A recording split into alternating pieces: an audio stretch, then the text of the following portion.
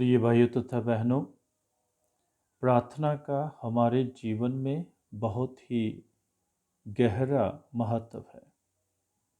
जब हम प्रार्थना में जीवन बिताते हैं, हम प्रभु यीशु के साथ जुड़े रहते हैं और प्रभु यीशु के साथ मिलकर पिता परमेश्वर की आराधना करते हैं और पवित्र आत्मा के साथ भर जाते हैं। और ये पवित्र आत्मा की प्रेरणा ही है कि हम प्रभु यीशु के साथ मिलकर पिता ईश्वर की आराधना और स्तुति में लग जाते हैं। प्रार्थना हमारे जीवन का एक अहम हिस्सा है। इसे हम अपने जीवन में अनदेखा नहीं कर सकते हैं। जो व्यक्ति प्रार्थना नहीं करता है वो अपने आप को भी पहचान नहीं पाता है और उसका संबंध अपने ईश्वर के साथ और दूसरों के साथ नहीं के बराबर हो जाता है। वह अपने विषय में ही सोचता है और वह कभी भी समाज के विषय में नहीं सोच सकता है, दूसरों के विषय में नहीं सोच सकता है। जब हम प्रार्थना करते हैं, हम चंगाई प्रदान करते हैं। जब हम लोग प्रार्थना करते हैं, हम चंगाई प्राप्त करते हैं। और जब हम प्रार्थना करते हैं, हम प्रभु यीशु के साथ जुड़ जाते हैं, क्योंकि प्रभु ने कहा है, जागते रहो और प्रार्थना करते रहो ताकि तुम परीक्षा में ना पड़ो। और यदि हम परीक्षा में नहीं पढ़ना चाहते हैं तो हमें अपने जीवन में प्रार्थना को अपनाना होगा।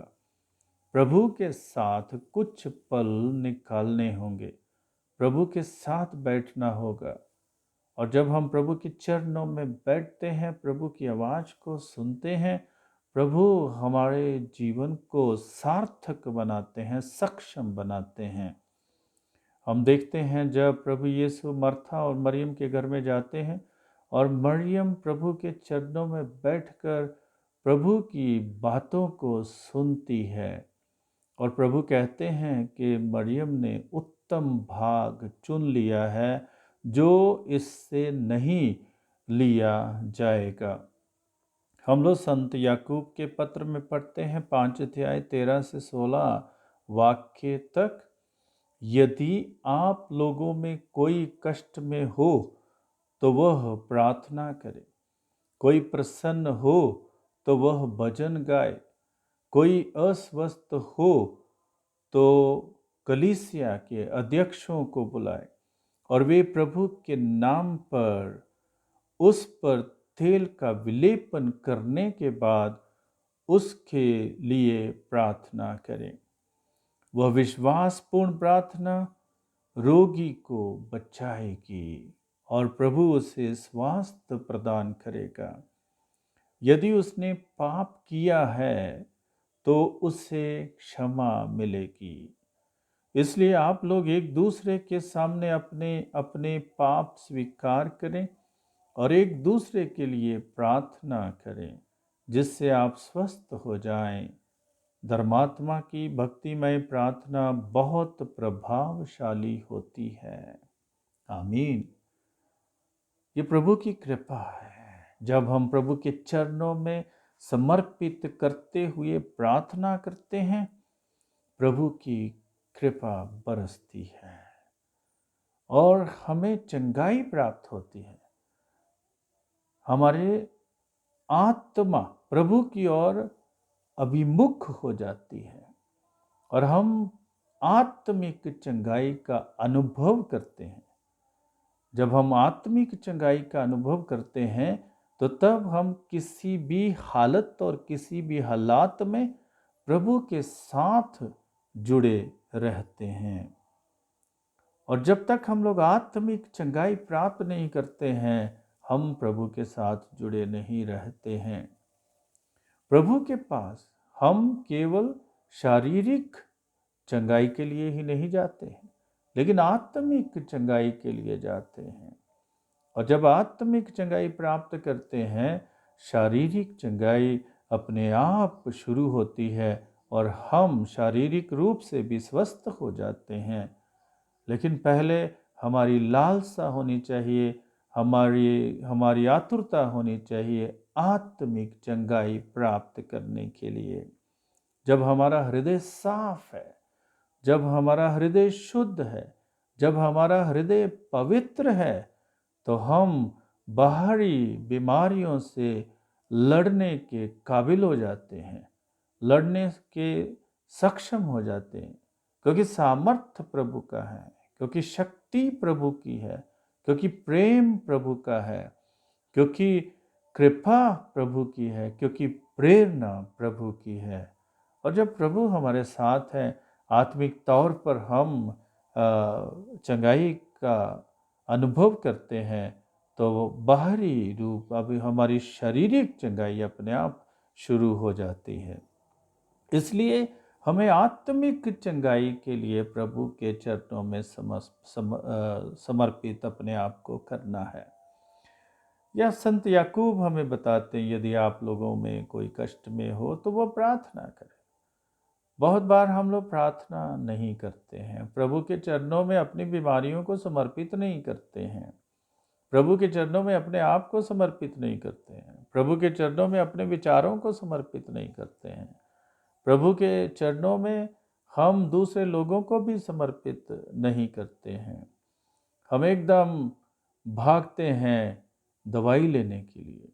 जरूरी है, दवाई भी जरूरी है, लेकिन सबसे पहले प्रभु की कृपा की आवश्यकता है। जब तक प्रभु की कृपा नहीं है, दवाई भी कार्य नहीं करती है। इसलिए समर्पण पहले प्रभु के चरणों में है, और प्रभु के चरणों में हम बैठकर ये तय करें कि हमें इस बीमारी के विषय में क्या करना है, और प्रभु खुद रास्ता दिखाएंगे, खुद रास्ता बताएंगे। और बाइबल में कई उदाहरणें हैं जब प्रभु के प्रति लोग अपने आप को अभिमुख करते हैं, वे चंगाई प्राप्त करते हैं, आत्मिक चंगाई प्राप्त करते हैं, और वे शारीरिक चंगाई भी प्राप्त करते हैं। तब हम क्या करें? कोई प्रसन्न हो तो वो भजन गाए, तो जो खुश है उसे भजन गाने चाहिए, प्रभु की कृपा के लिए प्रभु को धन्यवाद देना चाहिए, प्रभु की आशीषों के लिए शुक्रिया अदा करना चाहिए, और भजन गाते हुए दूसरों को भी सुनाना चाहिए कि मैंने प्रभु को प्राप्त किया है, मैंने चंगाई प्राप्त की है, आप भी चंगाई प्राप्त कर सकते हैं, आप भी प्रभु को प्राप्त कर सकते हैं यदि आप प्रार्थना में समय बिताते हैं। और प्रार्थना वचन के अनुसार करना है। जब हम वचन को पढ़ते हैं, वचन के अनुसार प्रार्थना करना है। और जब हम लोग वचन के अनुसार प्रार्थना करते हैं और प्रभु के साथ हम जुड़े रहते हैं, तो हमारे जीवन में खुशी और आनंद का प्रवाह होता है। हम पीछे नहीं हटते हैं, पीछे नहीं हटते, लेकिन प्रभु की कृपा से अपने जीवन में हम आगे बढ़ते जाते हैं। तो प्रार्थना का महत्व हमारे जीवन में बहुत है। प्रार्थना हमारे जीवन को कायम रखती है, प्रार्थना हमारे विश्वास को कायम रखती है। जब हम प्रार्थना नहीं करते हैं, प्रार्थना के साथ प्रभु के साथ जुड़े नहीं रहते हैं, वचन को नहीं पढ़ते हैं, वचन के साथ जुड़े नहीं रहते हैं, तो हम कैसे अपने विश्वास को और भी दृढ़ बना सकते हैं? इसलिए प्रार्थना हमारे विश्वास में दृढ़ता लाती है। जब हम लोग दृढ़ता का अनुभव करते हैं विश्वास में, तो प्रभु के साथ हम जुड़े रहते हैं। और प्रार्थना हमारा एक दूसरे के साथ जो संबंध है उसे और भी पक्का करती है, दृढ़ करती है। और जब तक प्रार्थना नहीं है, जब हम प्रार्थना नहीं करते हैं, तब हम दूसरी बातों में ध्यान देंगे, गाली गलौच में ध्यान देंगे, लड़ाई झगड़ों में ध्यान देंगे, और जो बातें प्रभु के अनुकूल नहीं है, ईश्वर की इच्छा के अनुकूल नहीं है, उस पर ध्यान देंगे। और तब हम एक दूसरे के साथ संबंध भी अपना सही नहीं रख सकते हैं। इसलिए हम प्रार्थना में जीवन बिताएं, और एक दूसरे के साथ और प्रभु ईश्वर से अपने संबंध को सही रखें। और इसके माध्यम से विश्वास बढ़ेगा और इसके माध्यम से हम चंगाई प्राप्त करते हैं, आत्मिक चंगाई प्राप्त करते हैं और शारीरिक चंगाई प्राप्त करते हैं। तो प्रभु से यही हम प्रार्थना करें कि हम प्रभु के साथ जुड़े रहें और अपने दिन को हम प्रार्थना के साथ शुरू करें। अपने कमरे में बैठें या गिरजाघर में जाएं और प्रार्थना करें और अपने दिन को प्रभु के सामने समर्पित करें और अपने दैनिक जीवन को अपने जो भी दिनचर्या है उसको प्रभु के चरणों में समर्पित करें।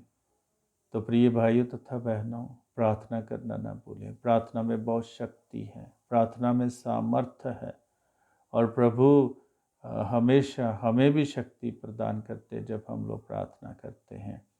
सब कोई प्रभु की कृपा से प्रार्थना करते हुए और वचन को पढ़ते हुए आंतरिक, आध्यात्मिक, आत्मिक और शारीरिक चंगाई प्राप्त करें। ईश्वर आप सबको आशीष प्रदान करे। आमीन।